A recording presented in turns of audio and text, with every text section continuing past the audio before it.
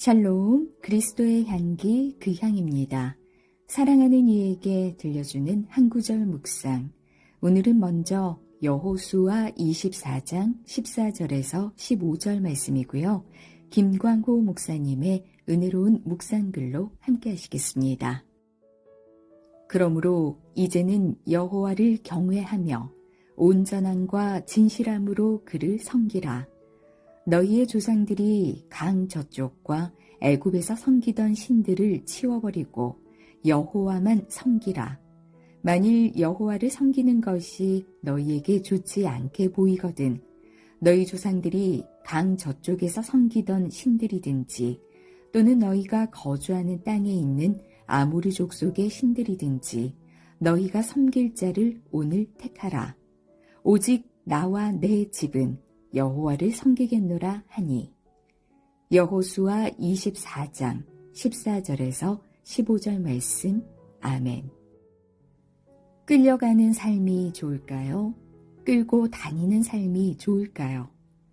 세상은 성공이란 명목으로 후자를 선택하라 하고 하나님은 순종이란 말씀으로 전자를 선택하라고 하십니다.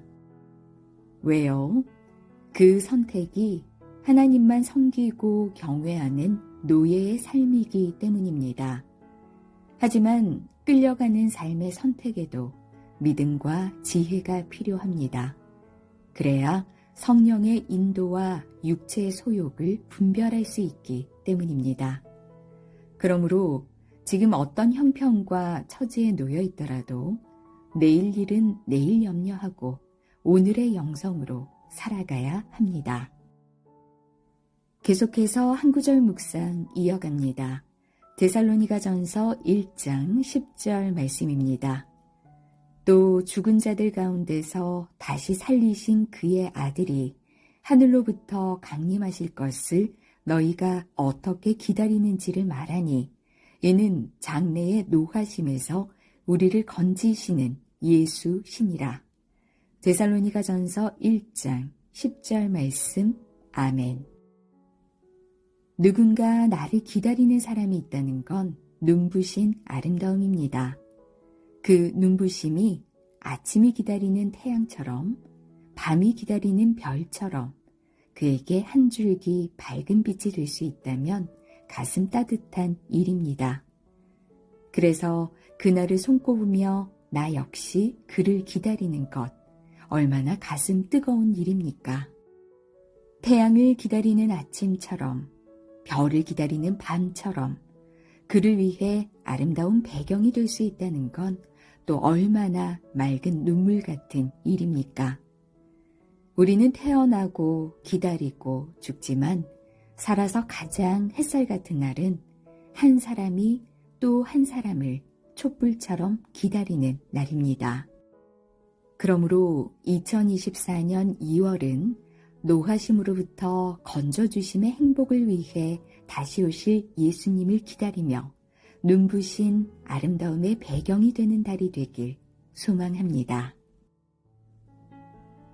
이어지는 한 구절 묵상은 요한복음 14장 13절에서 14절 말씀입니다. 너희가 내 이름으로 무엇을 구하든지 내가 행하리니 이는 아버지로 하여금 아들로 말미암아 영광을 받으시게 하려 함이라. 내 이름으로 무엇이든지 내게 구하면 내가 행하리라. 요한복음 14장 13절에서 14절 말씀. 아멘. 용기는 우리가 두려움을 느낄 때 생깁니다. 두렵다는 것은 현실을 인정하는 감정입니다. 그래서 도전해야 할 때는 긴장할 수밖에 없습니다. 왜냐하면 처음이란 두려움과 해낼 수 있을까 하는 두려움 때문입니다. 하지만 용기는 두려움 없이 생기지 않습니다. 그래서 용기는 두려움의 산물입니다. 시도하는 사람은 용기 있는 사람입니다. 하지만 나를 위한 용기는 하수들이, 남을 위한 용기는 중수들이, 나와 남을 위한 용기는 고수들이 하는 용기입니다. 그렇다면 최고수들이 하는 용기는 하나님의 영광을 위한 것입니다. 그래서 복음을 위한 고난과 죽음의 성취감을 느낍니다.